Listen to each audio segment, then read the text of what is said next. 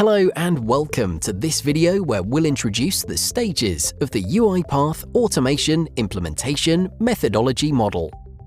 Upon completion, you'll be able to describe the different stages in the UiPath Automation Implementation Methodology Model, list the tasks that need to be carried out in each stage, identify the key practitioner roles involved throughout the implementation process, explain the main responsibilities of the roles typically involved throughout an implementation, and summarize the expected output of each stage. All set? Great, let's get started. In general, an automation project can become a reality through the collaborative and coordinated actions of a given group of professionals. The size of the group and the degree of involvement of each member can vary, but at the core, there's always the automation implementation team.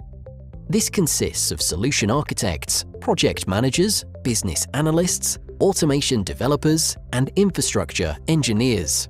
In mature companies, the members of the implementation team come from the Automation Center of Excellence, which is responsible for the planning, execution, and monitoring of the entire enterprise automation program. Depending on the nature of each automation initiative, the size and the structure of the team can be very different, just like the skill set and experience of the members selected. At the same time, every implementation requires close collaboration between members of the implementation team and the client team. Let's keep that in mind as we progress through the stages. The informal start of the project is when there's an automation opportunity with good potential. And the first stage in the implementation process is kickoff. At this stage, the key people involved are the infrastructure engineer, the solution architect, and the project manager. The purpose here is to lay out and align with the client team on the expectations of the project. At this stage, an early examination of the client's environment and infrastructure should be initiated, answering the basic questions. Do they already have test and development environments? Do they have test data? Can they create test cases? For projects involving multiple legal entities, it's essential to draft and sign off the Statement of Work, SOW. Another output of this stage is the establishment of a communication cadence between the teams and the completion of the client's readiness checklist. Another document to introduce here is the issue tracker. This document will be used to compile all issues throughout the project to enhance transparency. The issue tracker can be used for environment access issues, development roadblocks, user acceptance testing failures, or anything else that's impacting the progress of the implementation. When these outputs are complete, we can move on to the next stage, business case and technical validation.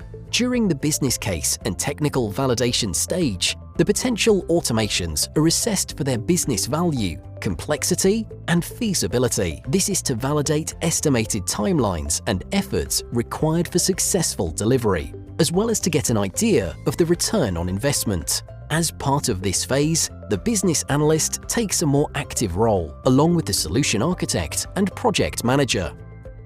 Business analysts would validate the business case for the selected use cases for automation and the cost-benefit part of it.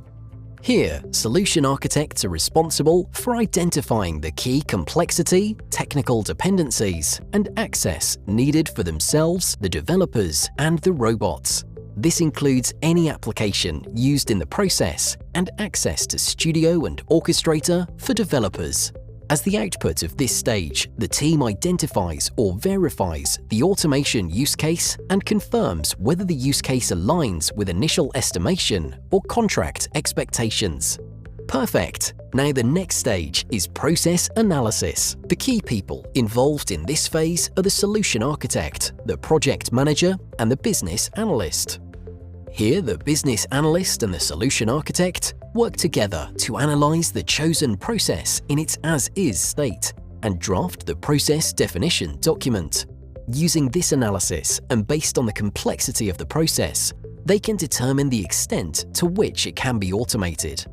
Next, they optimize the overall business flow of the as-is process into what's called the to-be process. At the end of this stage, the high-level to-be process must be created by the business analyst and the solution architect and agreed upon. The to-be process is what will be implemented. Next, the process definition document is filled in with the as-is and to-be processes. Once the PDD is completed and approved, the client team has the responsibility of coming up with the success criteria and the UAT test scenarios, which will be the basis of the UAT plan, drafted by the business analyst.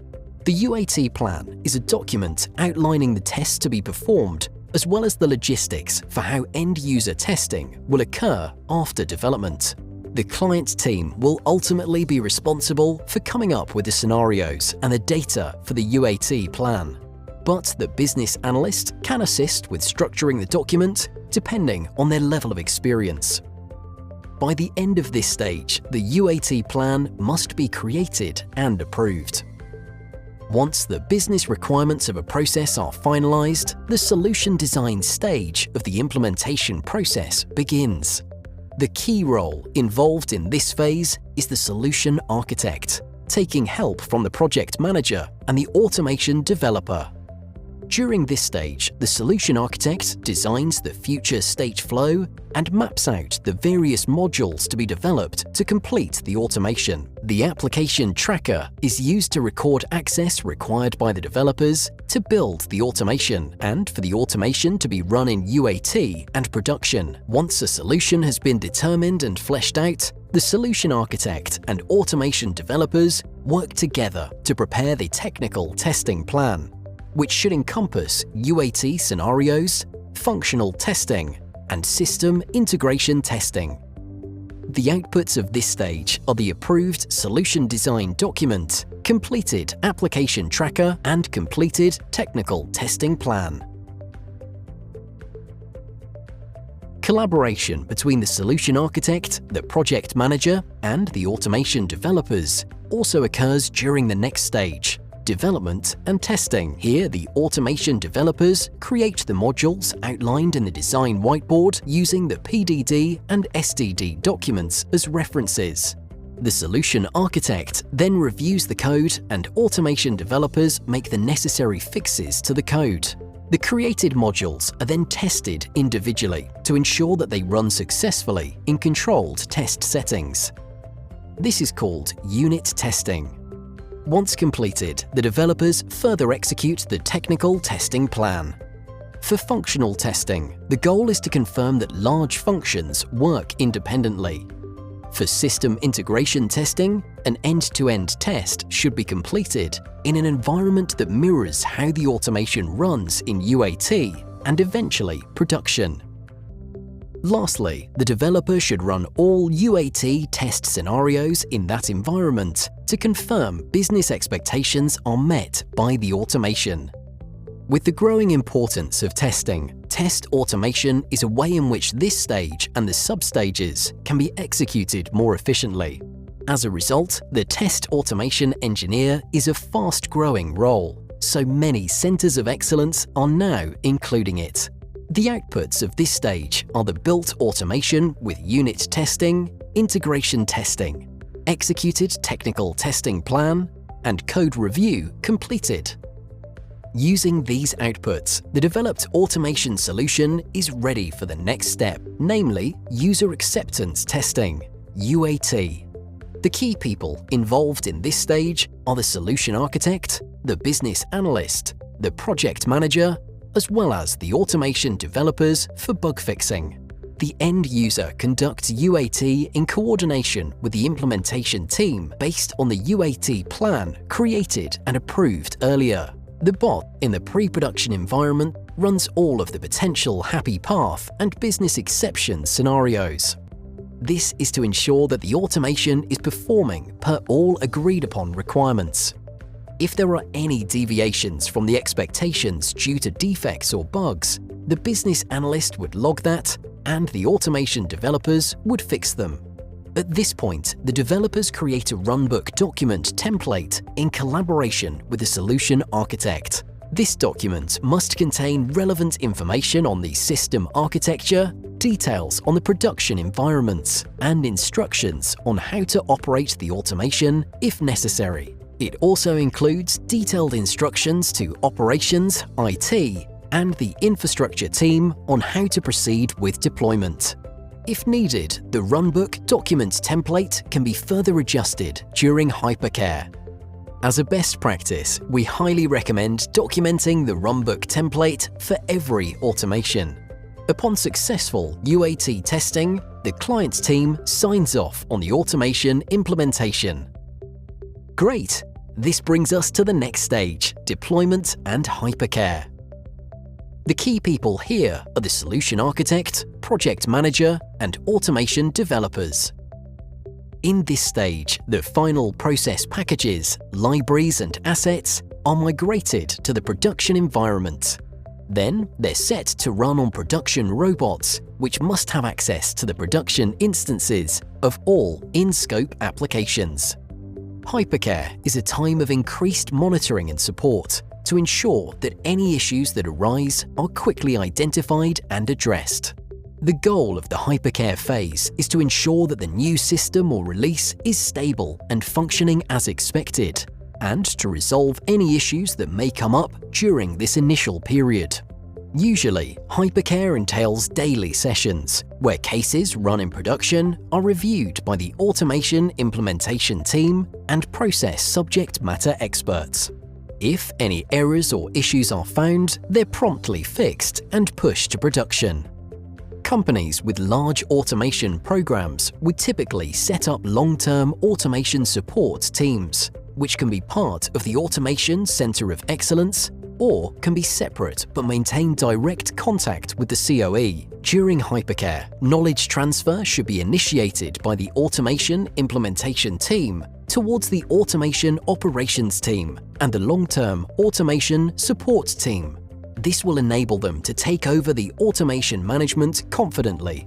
By the end of this stage, the production bug fixes are completed and the runbook document is revised.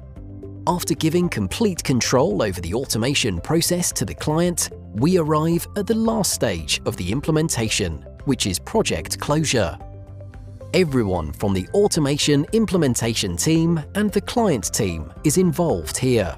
The implementation team confirms whether all services have been made as per the contract of agreement, and a handover process takes place for the management and the long-term support of the developed automations. For external implementations, the team checks and closes any financial loops. Following the client's review of these items, document handover occurs, and contract completion is signed off. With this, the automation project has been successfully implemented. Great! Now, before we conclude the video, let's have a quick recap. There are 8 stages in the UiPath automation implementation methodology model, starting with kickoff and ending with project closure. Each stage has a specific agenda to work on and expected outputs to meet. At each stage, the automation implementation team collaborates with the client team to deliver the expected outputs. In general, the implementation team consists of a solution architect, a project manager, business analysts, automation developers, and infrastructure engineers. Do you have extensive experience in automation implementations, or are you just starting? How could you become more efficient by using the information you just learned and the tools you just discovered? Thank you for watching, and until next time, happy automation implementation!